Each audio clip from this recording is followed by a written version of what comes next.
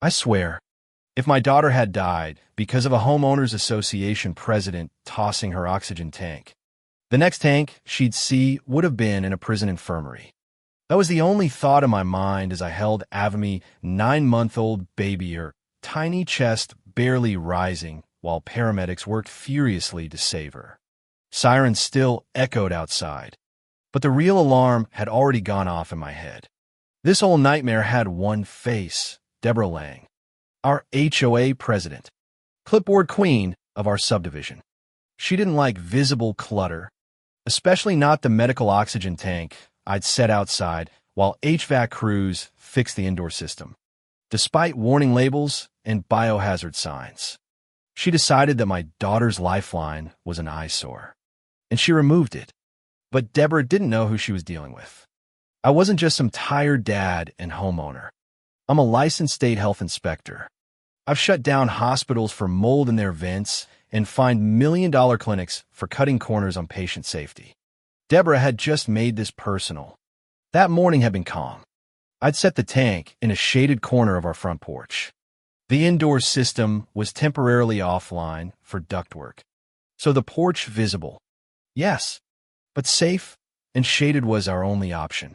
Ava was asleep, the baby monitor blinking green. I labeled everything, added a laminated biohazard warning, triple-checked the straps.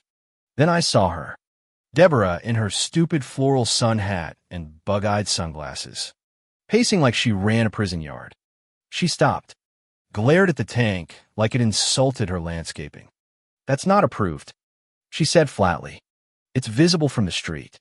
I explained calmly that it was temporary, medically necessary, and under strict control. She pulled out her clipboard and muttered something about visual harmony, then warned me I'd be fined if it wasn't gone soon. I should have known better than to leave. But Ava needed her medication.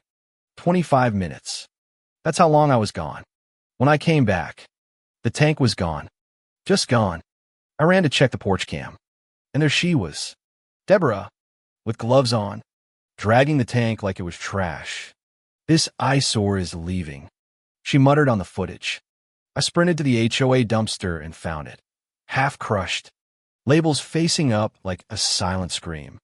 At that exact moment, Ava's baby monitor inside let out a long beep. I ran. Her lips were blue. The ambulance arrived in minutes. By some miracle, they stabilized her. But I couldn't calm down. I knew what I had to do. Deborah had tossed medical equipment that directly supported a disabled infant's breathing. She had no idea the laws she'd just violated. Americans with Disabilities Act, fair housing, state medical statutes. I didn't yell. I filed. I call HUD. ADA compliance. I opened cases. I gathered the footage. And then I started knocking on doors. Turns out, Deborah had a pattern. A Vietnam vet fined for excessive flag flying. A mom whose autistic son lost his sensory sandbox. A woman named Maria whose husband was on oxygen during chemo. Deborah taped a note to their tank that read, "This isn't a hospital. Respect neighborhood aesthetics." He died 3 months later. Deborah wasn't enforcing rules. She was weaponizing them. Worse, she had created fake ones. I found a rule she'd circulated: emergency storage ban, that wasn't in any official HOA bylaw. Metadata on the PDF? Created on her personal laptop. That was fraud. So I set a trap. My neighbor Greg agreed to place a marked oxygen tank on his porch for his wife's CPAP machine. Hidden camera rolling. Within 2 days, Deborah struck again, muttering about people who don't belong here as she hauled the tank away. Caught in full HD. That's when I called for a community meeting. 22 residents showed up. I showed them the footage, the forged documents, the stories. People were shocked, angry. A switch flipped. Deborah had ruled through intimidation for too long. The formal inspection hit like a bomb. I coordinated with state offices and filed complaints under my official title. Health inspectors, ADA specialists. 3 agencies showed up. Deborah stormed out in bright pink clogs, barking questions. They ignored her. calmly entered the HOA office. The community watched from porches, silent, waiting. They found ADA violations. No compliant wheelchair access. No accessible signage. When Deborah screamed, "This is harassment," the inspectors showed her the complaints. Her face cracked. That night, the board called an emergency meeting. I was invited to speak. I didn't grandstand. I played the footage, showed the fake documents, explained the laws. Deborah tried to interrupt.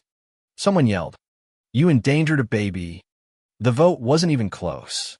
She was suspended pending investigation. But she wasn't done. She filed a restraining order, claimed harassment. The court date came. I brought evidence. The judge saw the footage, the metadata, the baby's photo. He dismissed her case in minutes. She whispered as I left, "This isn't over." She was right. It wasn't. The media picked up the story. HOA president destroys baby's oxygen tank ran viral. I filed a civil suit ADA violations. Emotional distress. Negligence.